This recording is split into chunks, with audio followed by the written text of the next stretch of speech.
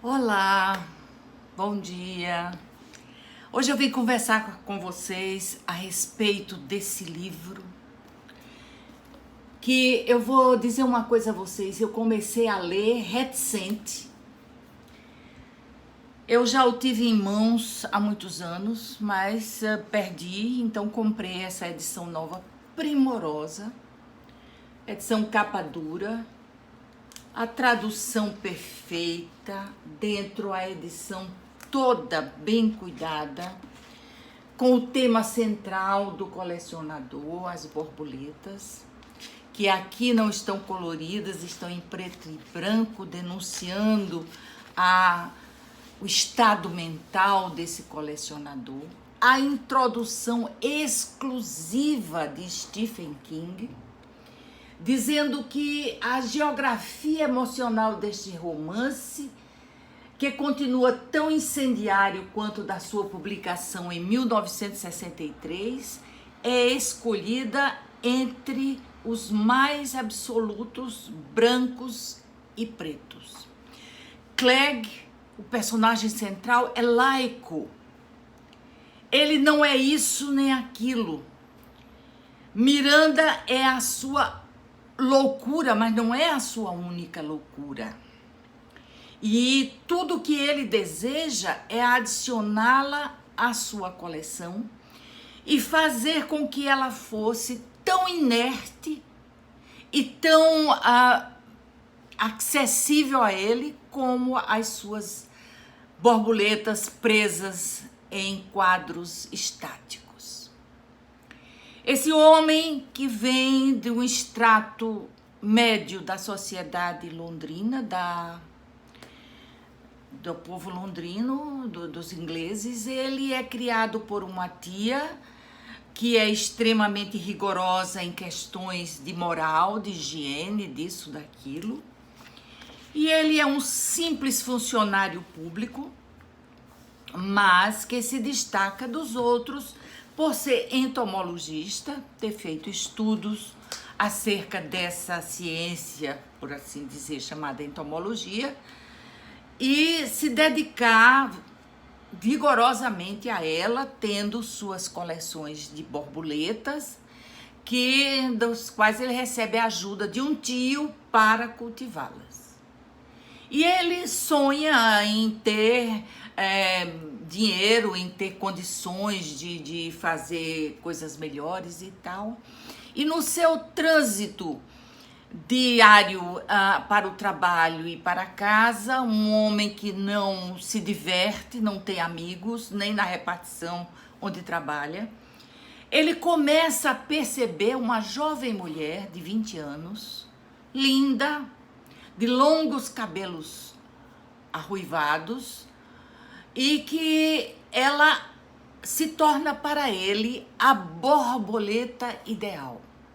Aquela que ele gostaria de ter como companheira para a vida toda.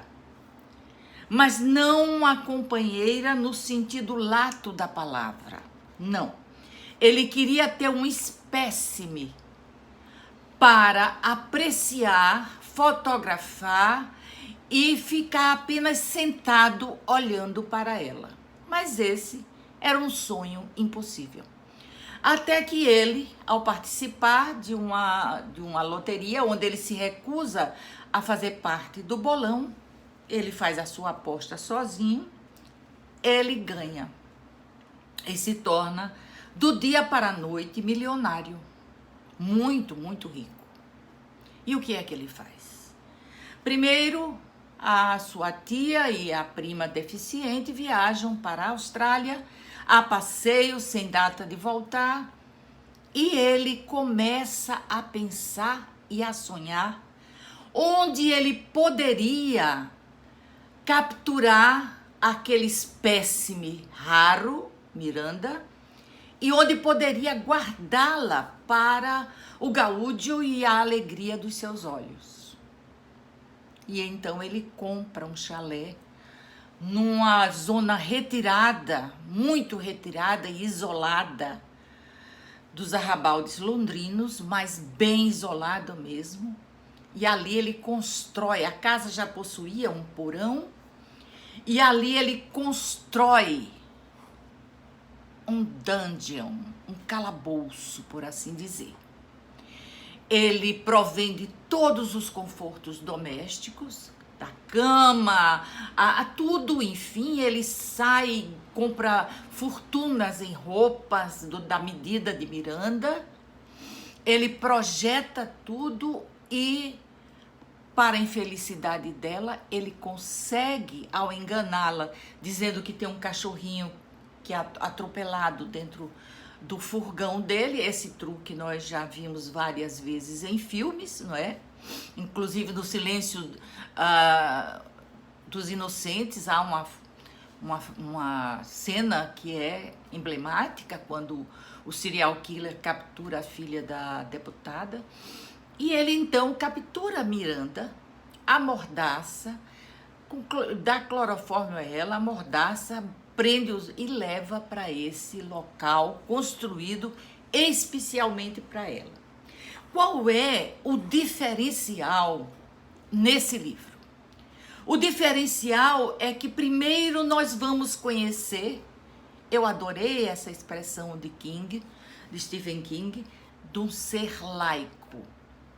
Nós vamos conhecer os pensamentos e as projeções de Frederick Clegg sobre Miranda.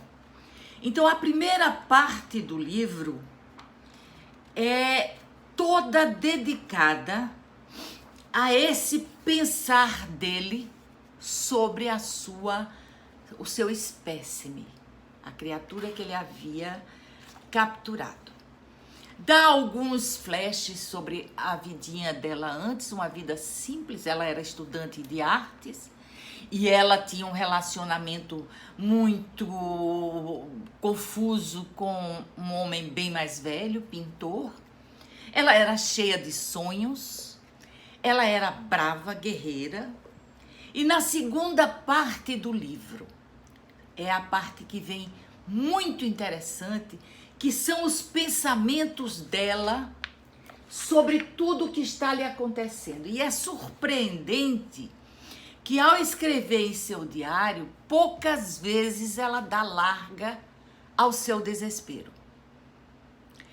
Ela prefere conjecturar isso e aquilo outro, e ela começa a experimentar várias técnicas para usar com ele, para ver se assim o dobrava.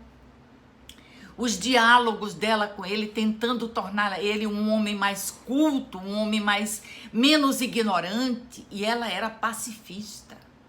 Então ela relutava muito em atacá-lo. Primeiro, não tinha forças, uma jovenzinha frágil de 20 anos e ele um homem de quase 1,80 m de altura, e a descrição que ela faz dele é horrorosa, um ser quase repugnante, ou pior dizendo, um ser que não era, que ele passava em branco por onde ele estivesse. Enquanto ela causava frisson quando chegava, porque era muito linda, ele era completamente apagado. Mas havia saído uma foto dele nos jornais quando ele ganhou o prêmio. E assim ela o reconhece. E essa aqui são as elucubrações dela durante o cativeiro, as dele e as dela, até ao final, não diria surpreendente, eu diria um final lógico, porque tudo concorria para esse final lógico. Mas esse livro, além da preciosidade dos diálogos, eu coloquei ontem até no Face uma frase dele, mas tem outra aqui que eu achei incrível. Veja, ela está raciocinando, ela está pensando sobre as mulheres, a debilidade das mulheres, e ela está se questionando sobre isso. Mas ela fala o seguinte: o poder das mulheres. Nunca me senti tão cheia desse poder misterioso. Homens são uma piada. Somos tão fracas fisicamente, tão inúteis com as coisas, ainda mesmo hoje em dia. Mas somos mais fortes do que eles, pois podemos suportar sua crueldade. Eles não suportam a nossa. E de fato, quando ela era cruel com ele, porque ela tentou todos os truques. Crueldade, indiferença, greve de fome, sedução explícita. Quando ela chega à conclusão final de desespero, quando ela não consegue essa sedução explícita, ela tenta. Eu não quero dar spoiler, mas creio que muitos já leram esse livro, mas creio que muitos deveriam ler outra vez ou começar uma leitura. O final deste livro tem coisas preciosas, porque é um livro que tem muitas... fala sobre muitos pintores, sobre muitos escritores, quando ela tenta convencê-lo a fazer uma leitura mais, aprender sobre as coisas da vida. E o pós-fácil desse livro é inusitadamente vigoroso, cheio de informações sobre o embate cultural entre eles dois, referências ao teatro, muitas referências ao teatro, referências à literatura.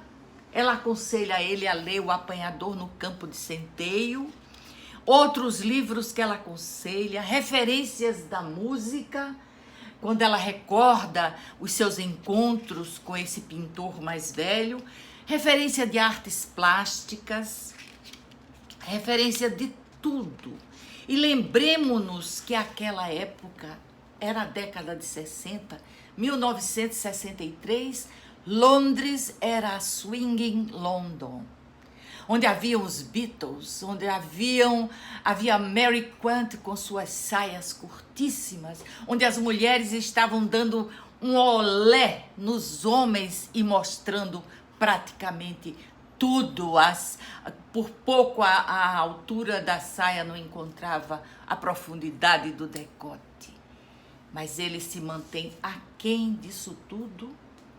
E esse notável escritor escreve essa obra-prima que nós podemos entender porque ela perdura por tantos anos. Por hoje é só, apenas uma resenha. E é aquele sentimento que eu estou de que acabei de ler uma obra-prima. Uma obra-prima que eu não valorizava, que eu não sabia que existia tão forte no mundo da literatura. Por hoje é só. Um abraço.